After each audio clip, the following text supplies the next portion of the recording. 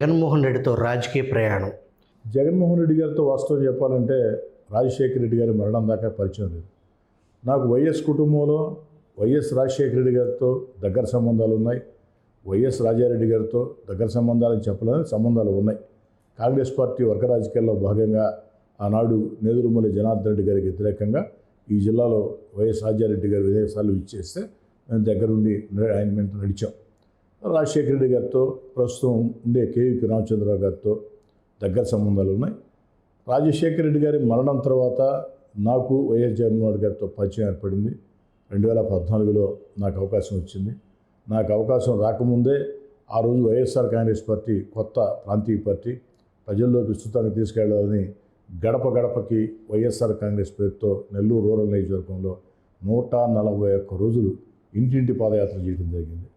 శుభకర్ గారు ఇంటింటి పాదయాత్ర అంటే 10 నిమిషాలు తిరిగో గంట తిరిగి రావటం కాదు. ఈరోజు నా ఇంట్లో నుంచి నేను బయలుదేరితే మళ్ళీ నా ఇంటికి వచ్చి నేను 141 రోజు రాత్రి ఈ లోపలంతా కూడా ఇళ్ళు తిరగటం, మధ్యాహ్నం అక్కడే విశ్రాంతి, రాత్రి అక్కడనే ఏదో కార్యకర్త ఇంట్లో కొనుక్కోవటం, మొత్తం 141 రోజులు పూర్తి ప్రజలతో మమేకమం. దాన్ని జగన్మోహన్ రెడ్డి గారు మెచ్చుకొని ఇలాంటి కార్యక్రమం రాష్ట్రం అంతా చేయాలని వైఎస్ఆర్ కాంగ్రెస్ పార్టీ అధికారిక కార్యక్రమం చేయడం జరిగింది. 2014లో అవకాశం ఇచ్చారు. టికమేలేగా భారీ మెజార్టీతో నేను గెలవడం జరిగింది. అధికారంలోకి వైఎస్ఆర్ కాంగ్రెస్ పార్టీ రాకున్నా ఎంతోమంది వైసీపీ ఎమ్మెల్యేలు ఆ రోజు వైఎస్ఆర్ కాంగ్రెస్ పార్టీ దూరంగా జరిగిన, కానీ నేను జరగని వ్యక్తుల్లో నేను కూడా ఒకరిని. కష్టాల్లో, నష్టాల్లో, ఇబ్బందుల్లో జగన్ గారి వెంట నడిచాను. జగన్మోహన్ రెడ్డితో ప్రయాణంలో మీరు ఆయన నుంచి నేర్చుకుంది ఏంటి శ్రీధర్ గారు? జగన్మోహన్ రెడ్డి గారి దగ్గర నేర్చుకోవడానికి ఏమీ లేదు శుభకర్ గారు. జగన్మోహన్ రెడ్డి గారితో నా ప్రయాణం ఒకటే. నాకు జీవితంలో ఎమ్మెల్యే కావాలనే ఒక కళ, ఒక కోరిక. నాది రాజకీయ కుటుంబం కాదు. నా తండ్రి ఎమ్మెల్యే కాదు, నా తాత మంత్రి కాదు, 100 కోట్లు 1000 కోట్ల ఆస్తులు ఉండే కుటుంబం కాదు. కష్టాలు, నష్టాలు, కన్నీళ్లు ఉండే ఓ మధ్యతరగతి కుటుంబీకుడిగా చిన్ననాటి నుంచి శాసనసభ్యుడిని కావాలా, ప్రజల పక్షాన రాష్ట్ర శాసనసభలో గళం విప్పాలా.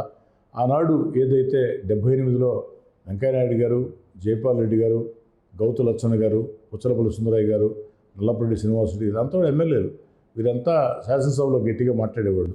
వాళ్ళని చూసుకొని స్ఫూర్తిగా కరీంనగర్ జిల్లా చెందిన జనార్దన్ రెడ్డి గారని లోక్దళ్ ఎమ్మెల్యే, వారిని చూసుకొని స్ఫూర్తిగా ఎమ్మెల్యే కావాలని కూడా జరిగింది. కానీ నెల్లూరు జిల్లాలో ఉండే పెద్ద పెద్ద కుటుంబాలు అడుగడుగున నా గొంతు కోసాయి, అణగదొక్కాయి. 2014లో కూడా ప్రయత్నించాయి, కానీ కుదరలేదు.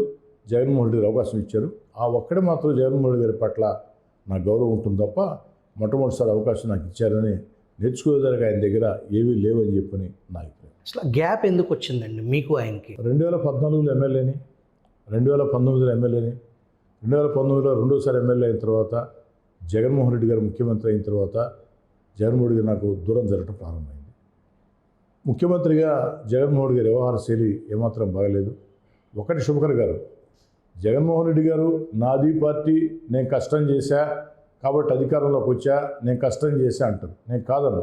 జగన్ గారు కష్టం చేయొచ్చు, కానీ జగన్మోహన్ రెడ్డి గారితో పాటు 175 నియోజకవర్గాల ఇన్ఛార్జీలు, ఆ రోజు ఇన్ఛార్జీలు, ఎమ్మెల్యేలు కాదు ఇన్ఛార్జీలు, అదేవిధంగా కొన్ని వేల మంది పార్టీ కార్యకర్తలు, నాయకులు కష్టం చేస్తే, ఇబ్బందులు పడితే, పోరాటాలు చేస్తే, ఈ కష్టానికి జగన్మోహన్ రెడ్డి గారి కష్టం తోడై పార్టీ నడిచింది.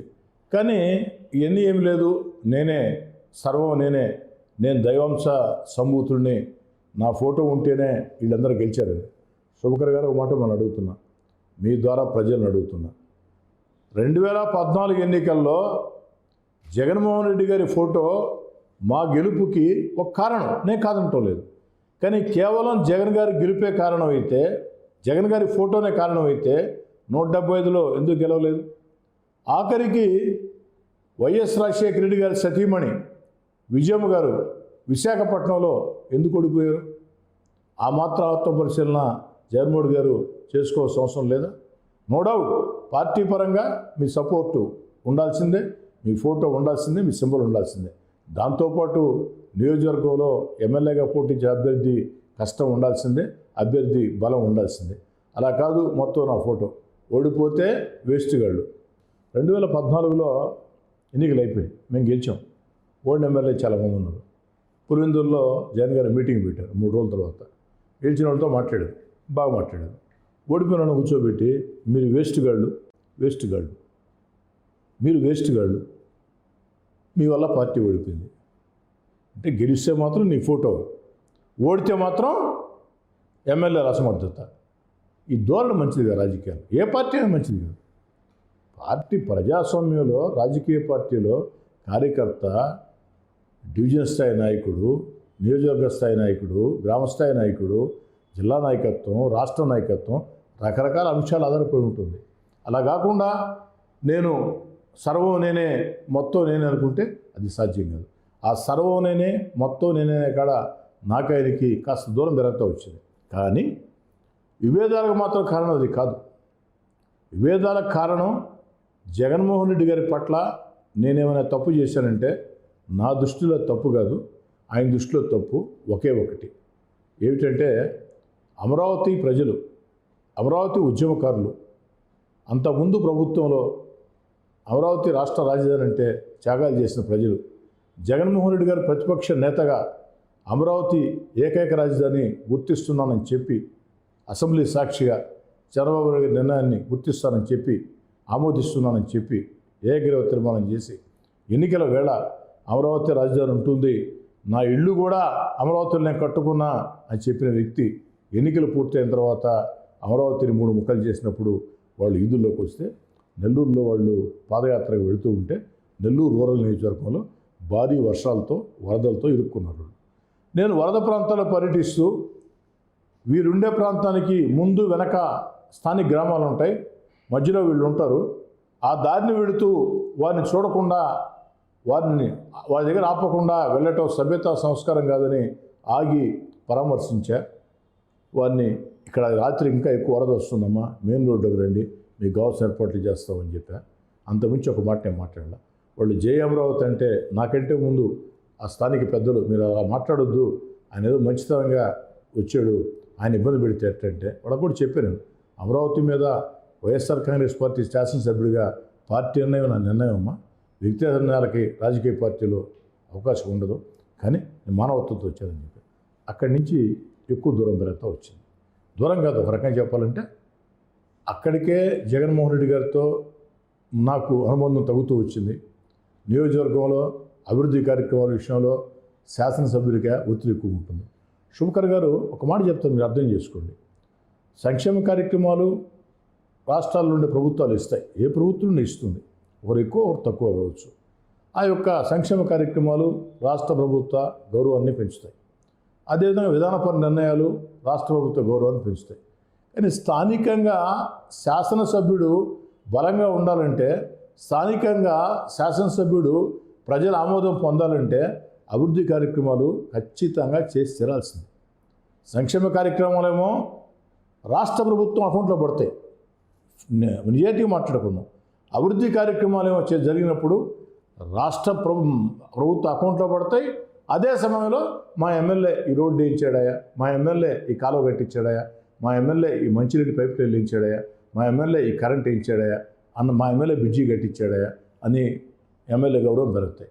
అభివృద్ధి కార్యక్రమాల విషయంలో నిధులు ఇవ్వకుండా పోవటం అనేక సార్లు అవి చెప్పాలంటే ఒక 6 గంటలు పడుతుంది. మీ ఫోన్ ట్యాప్ చేసే పరిస్థితికి వచ్చింది.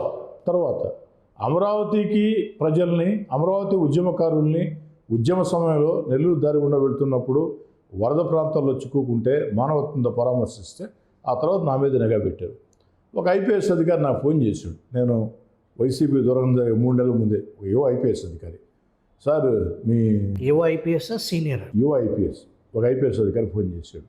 చేసి సార్ మీ ఫోను ట్యాపింగ్లో పెట్టున్నారంటే, భలే ఒకటండి, నా ఫోన్ ఎందుకు ట్యాపింగ్లో పెడతారు, జగన్మోహన్ రెడ్డి గారికి నేను విజయుడిని, మీరు అలా చెప్పొద్దని మాట్లాడాను. నేనేమనుకున్నానంటే ఈ ఐపీఎస్ అధికారి ఏదో పని మీద పోయినట్టున్నాడు సీఎం గారి దగ్గరికి, పని జరిగినట్లేదు, 2 రాళ్ళు వేస్తున్నాడు అనుకున్నా.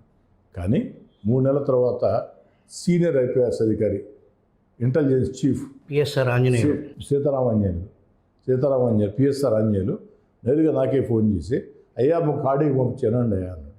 అయ్యా అంటాడు ఆయన, పంపించాడు సార్ అని చెప్పి పంపించాడు. విన్నా, దాంట్లో ఏమి ఘోరాలు నేరాలు తప్పునే లేవు. జిల్లా పరిషత్ సమావేశాల్లో, మంత్రుల సమావేశాల్లో, రాష్ట్ర శాసనసభలో కార్యకర్తల సమావేశాల్లో ప్రజల సమక్షంలో నేనేమైతే మాట్లాడానో ఈ విధంగా రూరల్ నియోజకవర్గంలో ఇలాంటి సమస్యలు ఉన్నాయి, ఈ సమస్యల పరిష్కారం కోసం ముఖ్యమంత్రి గారిని కలిసాం, వారు సంతకం పెట్టారు, వారు సంతకం పెట్టినా కొంతమంది ఐఏఎస్ అధికారులు ఆమోదం తెలపటం లేదు, ముఖ్యమంత్రి గారి సంతకాలకి దిక్కు లేదు, ఏమిటి మాట్లాడిన మాట వాస్తవం, దాని ఏమి భూతం లేదు దాంట్లో. అవునా, నేను ఫోన్ చేశాను, గొంతు నాదేనా సార్, మీకు ఆ డౌట్ ఏం లేదు, నేనే మాట్లాడింది. దానికి ఫోన్ ట్యాపింగ్ నుండి ఆ మాట అంటానే, అయ్యా మేము ఫోన్ ట్యాపింగ్ చేయలేదా అన్నాడు. మీరెందుకు సార్ భుజాలు తోడుకుంటారు, ట్యాపింగ్ చేసేది నాకు స్పష్టంగా అర్థమవుతుంది, దాంట్లో తప్పే మాట్లాడాను నేను, ఎందుకే కాస్త జాగ్రత్త ఉంటే పోద్ది కదా అంటే, నా బాధలు నాయండి. రూరల్ నియోజకవర్గంలో జగన్మోహన్ రెడ్డి గారు ముఖ్యమంత్రి కాకముందు మొదటిసారి ఎమ్మెల్యేగా నేను గెలిచిన తర్వాత ప్రతిపక్ష నేతగా జగన్మోహన్ రెడ్డి గారు పాదయాత్రకు వస్తే నోటుకొచ్చింది చెప్పాడండి. అయినా నమ్మి నేను కూడా చెప్పానండి. నేను చెప్పిన స్థానిక సమస్యలు మొత్తం జగన్మోహన్ రెడ్డి గారు చిటికేసి ఆమోదించేస్తున్నాం, అధికారంలోకి వస్తారు చేస్తామని చెప్పాడు. నేను కూడా దాన్ని చెప్పుకున్నాను. ఇప్పుడు జగన్మోహన్ రెడ్డి గారు ప్రజలు ప్రశ్నించేదానికి దొరికేది నేను బాధలు పడుతున్నాను, నా బాధలు నాకు తెలుసండి, నీకు కాస్త కటువుగానే మాట్లాడాను. ఆ తర్వాత నేను ఇంకెంత అనవసరం ఉండాల్సిన అవసరం లేదు. ఇప్పుడు నిజంగా మా తాత వైఎస్ రాజారెడ్డి గారి దగ్గర నుంచి, మా తండ్రి వైఎస్ రాజశేఖర రెడ్డి గారి దగ్గర నుంచి నా దాకా శ్రీధర్ మనతో ఉన్నోడే.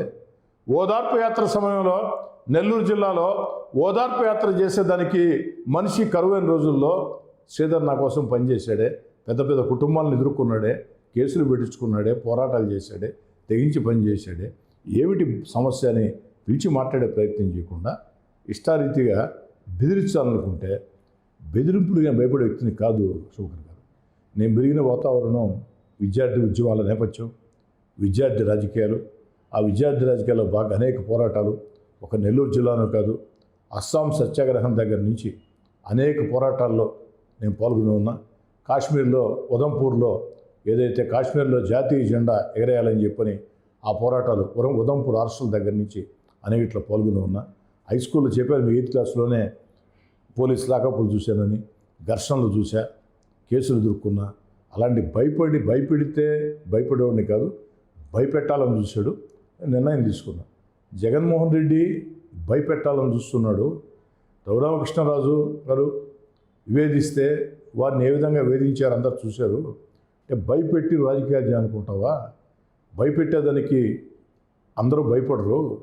భయపడిన వ్యక్తులు, భయపెట్టాలనుకున్న వ్యక్తులకి భయాన్ని పరిచయం చేసే వ్యక్తులు కూడా చాలామంది ఉంటారు. కాబట్టి పోరాడదాం, తెగించి పోరాడదాం. జగన్మోహన్ రెడ్డి గారు అంటే భయం లేకుండా చేద్దాం అన్నదాంతో ఆ పోరాటం ప్రారంభించాం. మీ ఇద్దరి